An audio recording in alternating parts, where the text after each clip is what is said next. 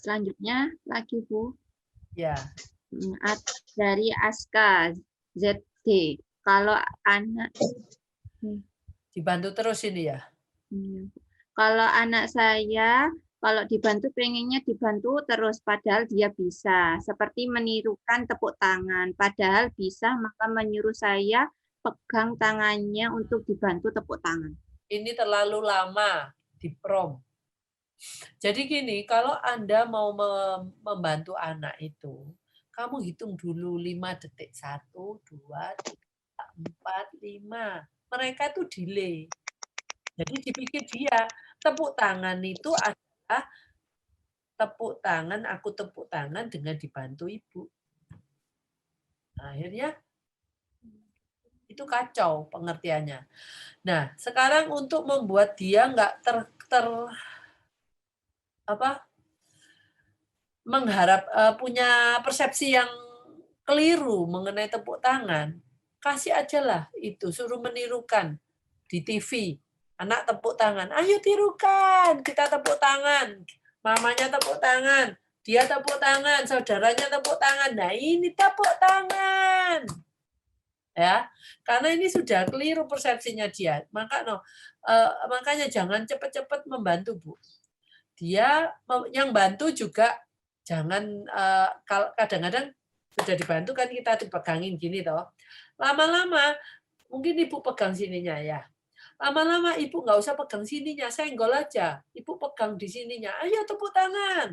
Jadi prom itu harus tambah lama tambah sedikit. Jangan terus-terusan full prom. Yang seperti ini full prom. Ibu pegang aja, dia yang menggerakkan. Gitu ya. Jadi kita kita menunggu, ayo tepuk, kita pegang sih tangannya. Kamu ayo tepuk. Nah, dia yang suruh tepuk. Nah, atau ibu cari video tepuk tangan. Yuk kita tepuk tangan rame-rame. Oke? Namanya Aska. Halo. Iya, bentar. Udah masih ada mamanya Aska. Masih ada. Oke. Saya harap jawaban saya bisa membantu untuk Aska ya. Untuk Bunda Kila, oke aku baca sendiri aja. Anak saya matching di meja dia bisa dan mau mengikuti, tapi kalau ruangan terbuka sambil berdiri seperti di video yang diperagakan tadi anak tidak mau mengikuti. Oke. Kalau anak tidak mau, berarti diberitahu dulu, Bu. Saya takutnya ini tidak mau atau dia tidak ngerti yang harus dilakukan karena ganti settingannya. Nah, Ibu harus beritahu dulu. Bunda Kila mungkin ada Bunda Akila ya? Ya, masih ada, Bu. Kira-kira bisa anak ini harus diberitahu dulu karena cara mainnya sekarang berbeda gitu. Yang saya mau tanya, ini tidak mau atau tidak mengerti? Gini Bu, misalnya kalau di meja belajar nih, saya tirukan misalnya kalau dari kartu-kartu, dia udah banyak Bu bisa, misalnya nama hewan, ini apa Akila, dia langsung menyebutkan, nanti saya ubah lagi ini apa, terus saya susun lagi di meja. Coba ambil burung, ini banyak nih kan, ada sekitar 5 kartu, kasih mama. Dia mau seperti itu. Kasih mama. Oke. Nah, terus juga buah-buahan mau kalau di meja seperti itu, mengikuti, tapi pas saya coba tidak di meja, misalnya di lantai saya susun kan, nanti Akila, ini saya susun dengan apa gambar yang tadi, kartu tadi. Coba ambil apel, misalnya seperti itu. Kasih mama. Loh, dia langsung heboh sendiri, lari sana, lari sini, nggak peduliin lagi. Ibu beritahu dulu. Jadi ambil, ya meskipun dia sudah tahu di atas meja, ini sekarang pemberitahuannya bukan ke ini kosakatanya, bukan ke bendanya, tapi cara mainnya. Cara mainnya sekarang lain. Akila sekarang ini kita duduk di lantai mungkin ya. Terus oke, kita sekarang ambil. Kalau ini seperti ngajarin pertama kali, sebenarnya yang kita ajarkan itu bukannya kita nggak tahu, dia sudah tahu, kita tahu persis. Tapi cara mainnya sekarang ambilnya dari lantai, bukan dari atas meja. Kalau kita mempersepsikan, pasti bisa lah, wong itu tinggal beda lantai sama meja. Nah, tapi Ibu tahu kenapa saya selalu begitu pindah cara bermain, kita harus memberitahu kembali. Seperti tadi satu. Nah, satu dengan pengacau pun masih diberitahu loh, Bu, awalnya. Terus dua, itu sekarang kok ada dua ya? Setelah kita beritahu lagi, sekarang ada dua loh. Ya, sekarang ada fase pemberitahuannya dulu.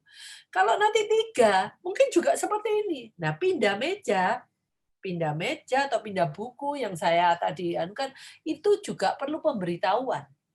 Ibu enggak usah bingung anaknya jadi enggak tahu, bukan, ini cuma memberitahu cara main yang baru. Sekarang di atas lantai gitu, Ibu. Jadi gini Bu Mingpe, ini juga dari terapisnya juga seperti itu Bu. Kalau Bu ini kata terapisnya, kalau Akila kalau untuk di meja nih banyak nih kosakatanya, baik misalnya disuruh ambil sendok tapi misalnya sesuai dengan yang ada di kartu, tapi kalau udah di ruangan itu mulai dia heboh sendiri lari sana sini. Berarti itu memang harus sebelum melakukan sesuatu kita harus kasih tahu instruksinya sudah berubah, tidak di meja lagi seperti itu ya Bu. Iya benar Bu. Itu Ibu juga lihat. Kalau dia heboh itu dia ngapain? Dia lari sana lari sini kan? Iya, udah nggak konsen lagi, buyar dia konsentrasinya. Ini dia bingung. Oh, gitu. Iya, kita itu jangan. Kenapa saya ngajarin? Mungkin Ibu juga lihat. Kenapa harus diberitahu? Kayaknya mestinya udah bisa. Iya. Sekarang jadi kita juga harus bisa ngomong sekarang, bahwa terapisnya sekarang kita masuk ke dalam kelas.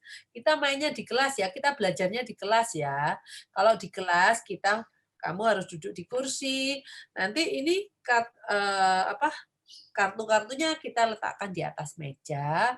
Ibu siapa terapisnya juga duduk. Jadi kita mainnya di atas meja di dalam kelas. Yuk kita jalan ke kelas.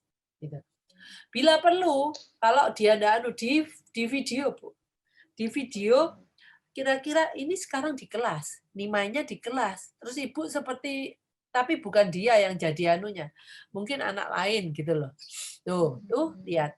Anak ini mainnya sekarang di atas meja, mungkin saudaranya gitu, Bu. Kita main di atas lantai ya. Sebentar lagi ini loh ya. Dia sudah melihat video, terus Ibu memberitahu lagi secara verbal, terus Ibu coba lakukan di atas lantai. Gitu.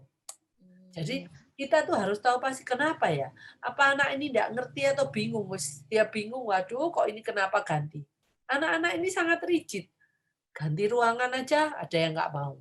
Ganti terapis nggak mau. Sampai orang tua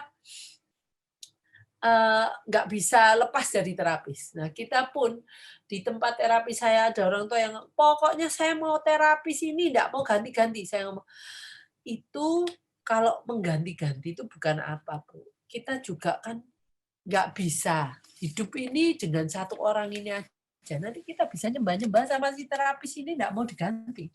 Nggak bisa, karena nanti nggak bisa. Nah, itu semuanya ada proses. Jadi ini pada waktu dia menolak terapis yang lain, ya, itu proses dia belajar menerima figur lain. Apakah Ibu mau sepanjang hidup kita hanya bergantung sama satu figur? Enggak kan? Nah, itu dia belajar. Oh, di tempat terapiku gurunya ada banyak. Kalau gurunya cuma satu, dia mempunyai kesulitan untuk berpindah ke figur lainnya. Nah, itu apakah perlu dipelajari? Ya sangat perlu. Apalagi kalau suster atau pembantu atau siapa yang ganti, wah kita jadi bingung. Nah, itu memang enggak serta-merta dikuasai. Tapi itu ada prosesnya ya. Enggak apa-apa kalau anaknya pas lagi ganti ini dia lagi rewel apa-apa, ya itu prosesnya lah. Memang kita lebih senang kalau dengan orang yang saya udah kenal. Nah, tapi kita tahu di kenyataan di kehidupan ini nggak ada yang seperti itu. Forever and ever itu nggak ada, gitu loh. Ya. Bunda Akila? Ya Bu, berarti gini kesimpulannya Bu ya, Akila ini untuk instruksi misalnya mengambil sesuatu itu dia bisa hanya karena pemberitahuan setiap aktivitas di awal itu yang perlu ditingkatkan ya Bu Mimpe. Sama pemberitahuan, kalau ibu mau lagi, kalau dia masih belum ngerti lagi, dia karena pemberitahuannya kan secara verbal kan ibu ngasih tahu. Nah, tahu kemampuan dia untuk bisa mendapatkan informasi dari pemberitahuan verbal itu seberapa. Ya. Ibu bisa lakukan video. Nah, yang kita mau itu seperti ini, gitu loh. Kamu duduk di lantai. Ini kartu-kartunya di lantai, yuk kita main di lantai. Mainnya seperti ini. Kalau jadi video kan lebih ada visualnya, Bu. Iya, Bu. Ya, coba itu, Bu. Iya benar. Ya, makasih Bu Mimpe.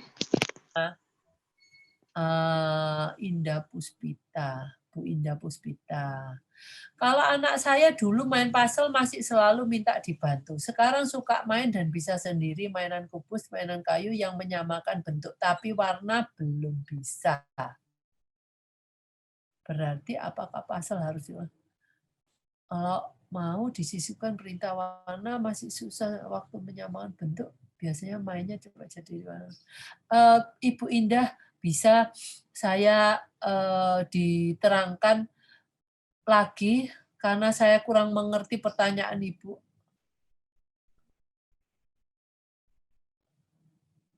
Halo, halo Bu Indah Puspita.